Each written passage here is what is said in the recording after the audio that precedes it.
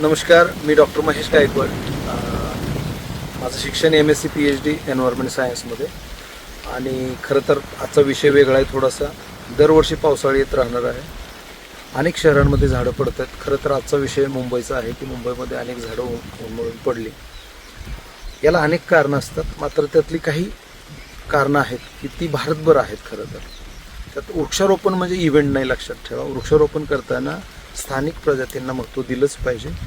परदेशी झाडांची लागवड भारतात मोठ्या प्रमाणात झालेली आहे. प्रत्येक शहरामध्ये जवळपास 90% जास्त झाडं ही परदेशी स्वरूपाची आहेत. आणि ही परदेशी झाडं असल्यामुळे अलीकडे ज्या मोठमोठ्या घटना घडत आहेत, वृक्ष उन्मळून पडणं, अगदी थोडासा जरी वारा आला तरी ते वृक्ष पडत आहेत. मात्र हे पावसाळ्यात जास्त प्रमाणात घडताना दिसते.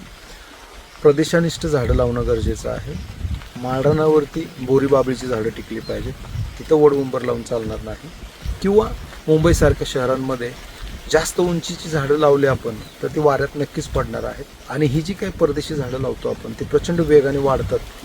मात्र वाढल्यानंतर त्यांना काही बुरशी त्यांच्या ट्रंकमध्ये लागते आणि हळूहळू ते हॉलो ट्री होतात. आणि मग थोडासा जरी वादळ आलं त्याच्यामध्ये ते उमळून पडतात. आता इथं सगळ्यात महत्त्वाचं आहे की प्रत्येक भागाचा शास्त्रीय अभ्यास होणं गरजेचं आहे. खरं तर तो अभ्यास झालेला आहे, मात्र तो अभ्यास इम्प्लिमेंट होत नाही. शासन त्यांच्या कमिट्या तयार करतात. प्रत्येक शहराला वृक्ष प्राधिकरण समिती आहेत.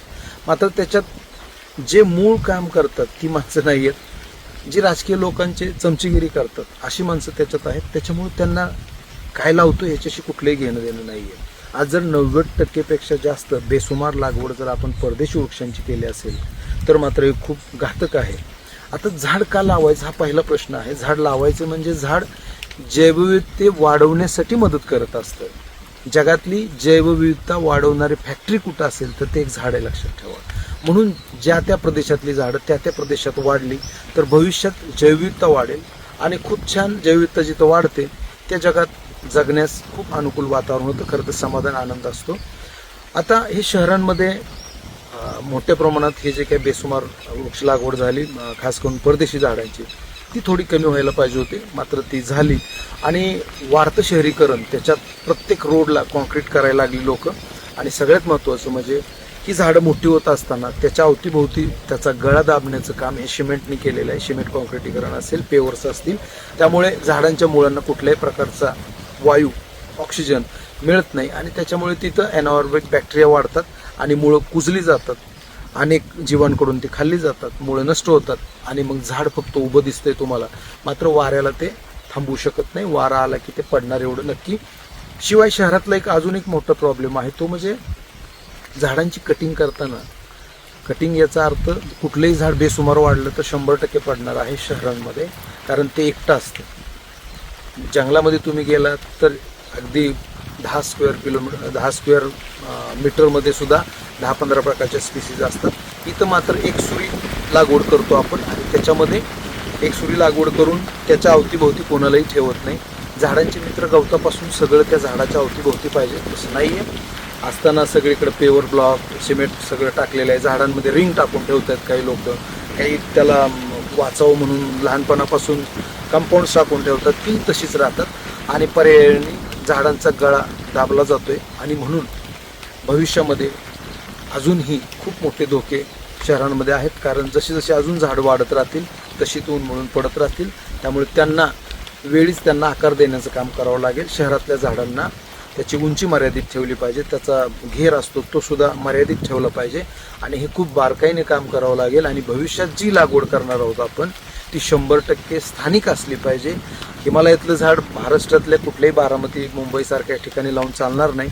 आणि कोकणातली झाडं इकडं लावून चालणार नाही. मुंबईसारख्या ठिकाणी किंजळ, ऐना जी त्या भौगोलिक वातावरणात येतात, खूप हळू जी स्थानिक झाडं असतात ती हळूवार पद्धतीने वाढतात. ते कार्बन जास्त घेतात, स्टोअर करतात. कार्बन बँकसाठी सुद्धा त्याचा खूप मोठा उपयोग होतो. आणि परत एकदा सांगेन की जे झाड वाढायला थोडासा वेळ घेतं त्याची मिठी जमिनीशी खूप घट्ट असते. आणि म्हणून परदेशी झाडं वेगाने वाढतील, मात्र परत परत तुम्हाला ते उन्मळून पडण्याचे खूप मोठी खरं तर इथं ते कारण आहे.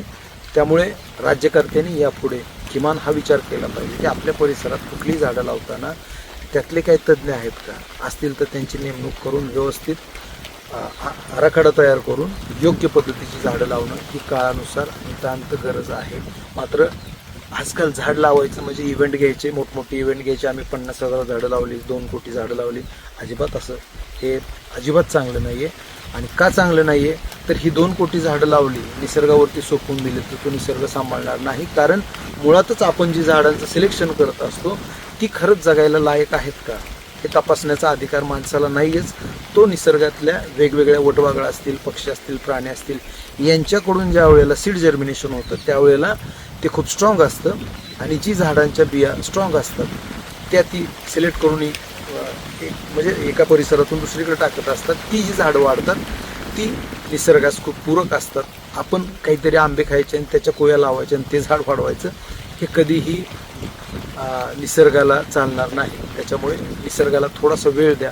आणि चंदीगडचं उदाहरण द्यायचं भारतातलं तर चंदीगडला झाडे लावताना त्यांनी 20-20 मीटरचे त्यांच्यासाठी सेपरेट रोड केलेले आहेत, म्हणजे जागा दिलेली आहे.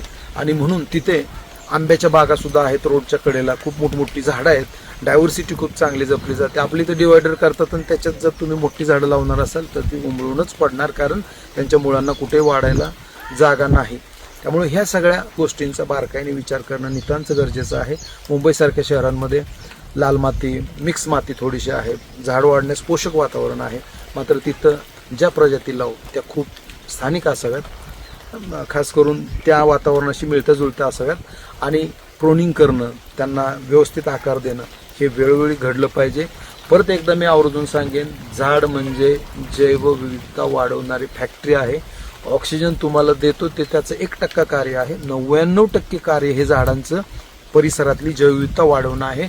त्याच्यामुळे ज्या त्या परिसरात झाडं लावताना त्या परिसरात किमान 10 किलोमीटर फिरा, तिथं कुठली झाडं आहेत नैसर्गिक ती बघा आणि त्याप्रमाणे जर वृक्षारोपण झालं तर खूप चांगली जैवविविधता भारतासारख्या देशात वाढेल, जगामध्ये वाढेल. मात्र याचा अभ्यास होणं नितांत गरजेचं आहे.